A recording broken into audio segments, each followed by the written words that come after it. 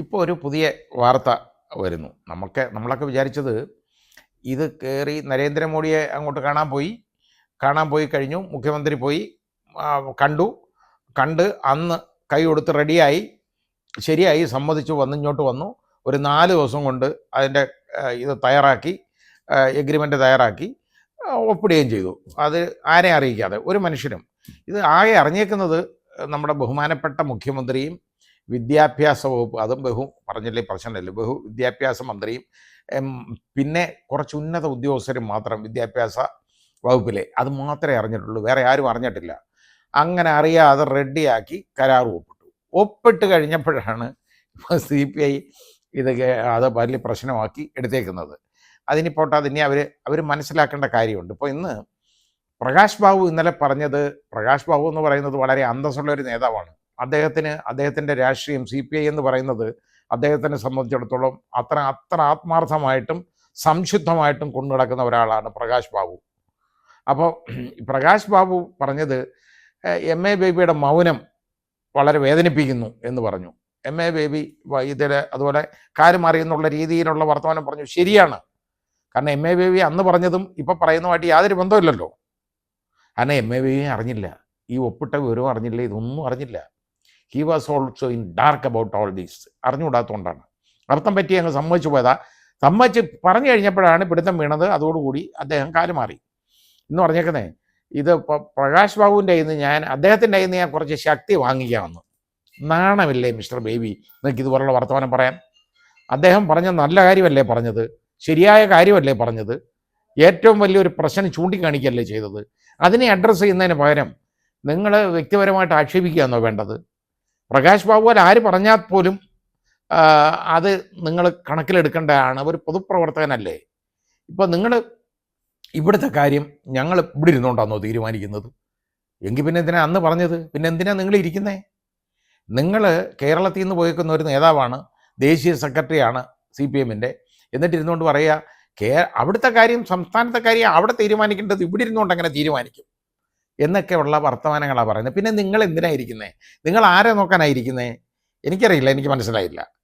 ഇനി ഇതൊന്നും അല്ല, ഇവിടെ ഈ SFI പിള്ളേരെയും അതുപോലെ DYFക്കാരെയും ഇട്ട് അടിയൊളിപ്പിക്കുകയും വെള്ളം ഒഴിയുകയൊക്കെ ചെയ്യിക്കുന്നില്ലേ പലപ്പോഴും. ഇതിന് സംഭവം എന്തുവാ? കേന്ദ്ര ഗവൺമെൻറ്റിൻ്റെ നയങ്ങൾക്കെതിരെ അങ്ങനെ ചെയ്യുന്നു, ഇങ്ങനെ ചെയ്യുന്നു എന്നൊക്കെ പറയല്ലേ. 1.5 വർഷം മുമ്പ് ശ്രീ പിണറായി വിജയൻ കരാറുണ്ടാക്കിയതാണ് ഇത് സമ്മതിച്ചുള്ളതെന്ന്, അതായത് PM ശ്രീയിൽ ഒപ്പിട്ടുള്ളതെന്ന്. അതാരെങ്കിലും അറിയുന്നു? അതും പറഞ്ഞിട്ടാണ് ഇവിടെ വന്ന് പ്രസംഗിക്കുന്നത് അങ്ങനെയാണ് ഇങ്ങനെയാണെന്ന്. ഇന്ന് കേന്ദ്ര സ്കൂൾ വിദ്യാഭ്യാസ സെക്രട്ടറി സഞ്ജയ് കുമാറിൻ്റെ ഒരു അഭിമുഖം കാണാനിടയായി. അതുകൊണ്ടാണ് ഞാനിതിപ്പോൾ പറഞ്ഞത്. അപ്പോൾ അദ്ദേഹം പറഞ്ഞെന്തോന്നറിയോ? കഴിഞ്ഞ 2024 മാർച്ചിൽ എഗ്രി ചെയ്തതാണ് ഇത് ചേർന്നോളാമെന്ന്, PM ശ്രീ ചേർന്നോളാമെന്ന്. അങ്ങനെ എഗ്രി ചെയ്തിട്ടാണ്, അതിപ്പോൾ അയാൾ ഒരു IAS ഉദ്യോഗസ്ഥനാണ്. ഈ കാര്യത്തിൽ ഏറ്റവും കൂടുതൽ ശരിയായ രീതിയിൽ വെളിപ്പെടുത്താൻ കഴിവുള്ള ഒരു ഉദ്യോഗസ്ഥനാണ് അത്. അദ്ദേഹം പറയുന്നതിന് നമുക്ക് ഒരിക്കലും തെറ്റിദ്ധരിക്കേണ്ട കാര്യമില്ല. അത് തുറന്ന പ്രസ്താവനയാണ് പറഞ്ഞത്. 2024 മാർച്ചിൽ ഇത് എഗ്രി ചെയ്തതാണെന്നാണ്. അത് എഗ്രി ചെയ്തിട്ട് ഇവിടെ വന്നാണ് ഇതൊന്നും മിണ്ടാതെ ഇതിനെതിരെ കേസ് കൊടുക്കും, മറ്റേത് ചെയ്യും. എന്നിട്ട് കേസൊന്നും കൊടുത്തില്ലല്ലോ. എന്നിട്ട് കഴിഞ്ഞ കേസ് കൊടുക്കാനായിട്ട് ആദ്യം ഒന്ന് ഏർപ്പാട് ചെയ്തു, സർവശിക്ഷാ അഭിയാൻ്റെ കാശ് കിട്ടണം എന്നുള്ളതിനെക്കുറിച്ച് കേസ് കൊടുക്കാനായിട്ട് സുപ്രീം കോടതിയിൽ ഇവിടുന്ന് ആളുകളെ അയച്ചു. വക്കീലിനെ കാണാൻ വലിയ വക്കീലിനെ കണ്ട് സംസാരമൊക്കെ നടത്തി. കഴിഞ്ഞ ജൂലൈയിൽ അവരെ ഇങ്ങ് തിരിച്ചു വിളിച്ചു. അപ്പോൾ ഒന്ന് ആലോചിക്കൂ, ഇപ്പം പ്രധാനമന്ത്രിയെ കാണാൻ പോകുന്നതിനൊക്കെ മുമ്പ് തന്നെ ഇവരെ ഇങ്ങ് തിരിച്ചു വിളിച്ചു. മതി, അതവിടെ നിൽക്കട്ടെ എന്ന്. എന്തിനാ ഇത്? അതിൻ്റെ നേരത്തെ ധാരണയുണ്ടെന്നുള്ളതിൻ്റെ തെളിവല്ലേ അത്? അതുകൊണ്ട് കേന്ദ്ര ഗവൺമെൻറ് ഇതിനെ കേസ് കൊടുത്തില്ല. അന്തസ്സുള്ളവനുണ്ട് സ്റ്റാലിൻ, അയാൾ കാണിച്ചെന്നു എങ്ങനെയാണെന്ന്. ആ സ്റ്റാലിൻ കാണിച്ചെന്ന വഴി നല്ലതാണെന്ന് പ്രകാശ് ബാബുവും പറഞ്ഞതാണ് ഇപ്പോൾ. അതുകൊണ്ടൊക്കെ ആ പ്രകാശ് ബാബുവിനെ ഇഷ്ടമല്ലാത്ത, കാരണം അയാൾ ഉള്ള കാര്യം വിളിച്ചു പറഞ്ഞു, അതാണ് പ്രശ്നം. അപ്പോൾ സ്റ്റാലിൻ കാണിച്ചെന്ന വഴി ശരിയല്ലേ? കേന്ദ്ര ഗവൺമെൻറ്റിനെതിരെ കേസ് കൊടുത്തു, സർവശിക്ഷാ അഭിയാൻ്റെ കാശ് കിട്ടണം. അത് കിട്ടാൻ വേണ്ടിയാണോ ഇത്രത്തോളം കൊള്ളരുതായ്മ ചെയ്യേണ്ടത്? ഇത് നമ്മുടെ സ്കൂൾ കരിക്കുലത്തിലൊക്കെ വരുന്ന വ്യത്യാസം എന്ന് പറയുന്നത് ചില്ലറയല്ല. NEP എന്നൊക്കെ പറയുന്നത് നടപ്പാക്കിയേ പറ്റുള്ളൂ. ഇവർക്ക് ഞങ്ങൾ എപ്പോൾ വേണമെങ്കിലും അങ്ങ് പോകാം എന്ന് പറഞ്ഞാൽ ഈ കാശ് മാറ്റിക്കൊണ്ട് എപ്പോൾ വേണമെങ്കിലും കളിപ്പിക്കാമെന്ന്. കഴിയുന്നിടത്തോളം നടപ്പാക്കാതെ നോക്കാം. CPIക്ക് ഉറപ്പ് കൊടുക്കുന്നതാണ്. കഴിയുന്നിടത്തോളം ഇത് നടപ്പാക്കാതെ നോക്കാമെന്ന്. എങ്ങനെ നടപ്പാക്കാതെ നോക്കും? വൃത്തികേടല്ലേ വിളിച്ചു പറയുന്നേ? ഇത് ഉത്തരവാദിത്തമുള്ള ബോധമുള്ള ഒരാൾക്ക് പറയാൻ പറ്റിയ ഒരു കാര്യമാണോ ഇത്? ഇനിയിപ്പോൾ സംഭവം എന്താ വലിയ ബുദ്ധിമുട്ട് ഇപ്പം വന്നേക്കുന്നത്, ഇത് നേരത്തെ അറിഞ്ഞതിന് ശേഷമാണ് ഇവിടുത്തെ ആളുകളെ തെരുവിലിറക്കി അടികൊള്ളിപ്പിക്കുകയും ചെയ്യുന്നത്.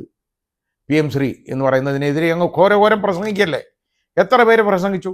ഇത് ഇവിടെ സമ്മതിക്കത്തില്ല, ഇവിടെ നടപ്പാക്കത്തില്ല, ഇതെല്ലാം പറഞ്ഞ് നേരത്തെ ഉള്ള ധാരണ ഉണ്ടായി അതിന് ശേഷമാണ് ഈ അന്തർധാര വളരെ സജീവം എന്നല്ലേ നമ്മൾ കാണാൻ. അതായത് CPM എന്ന് എല്ലാവരെയും ഞാൻ പറയുന്നില്ല, അത് MA ബേബി ഒന്നും CPM ഒന്നും അല്ല. ഇവിടുത്തെ CPM എന്ന് പറയുന്നത് നമ്മുടെ ബഹുമുഖ്യമന്ത്രിയാണ്, വേറെ ആരുമല്ല.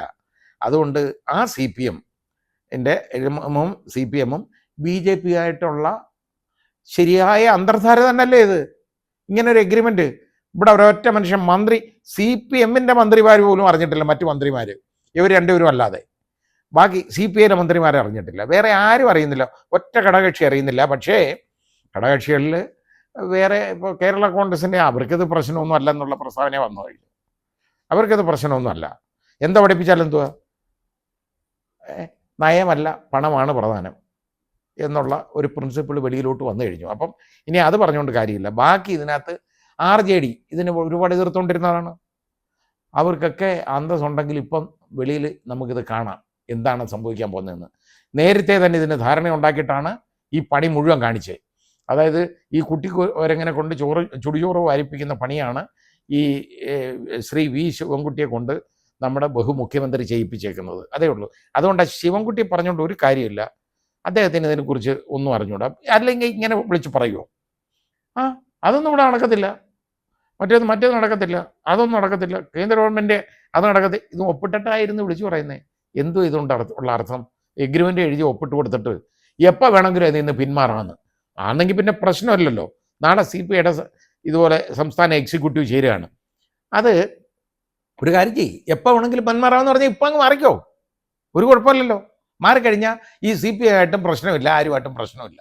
ഏതായാലും മന്ത്രിസഭ ഇതുപോലെ ഇടതുമുന്നണി ചർച്ചയില്ല, മന്ത്രിസഭ ചർച്ചയില്ല, ഒന്നുമില്ല. എന്നിട്ട് അവർ ചീത്ത പറഞ്ഞുകൊണ്ടിരിക്കുകയായിരുന്നു ഈ അടുത്ത കാലം വരെ.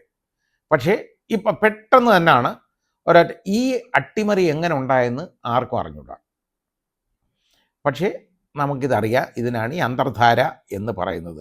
ആ സന്ദേശം സിനിമ എടുത്ത് എല്ലാവരും ഒന്ന് കാണണം കേട്ടോ.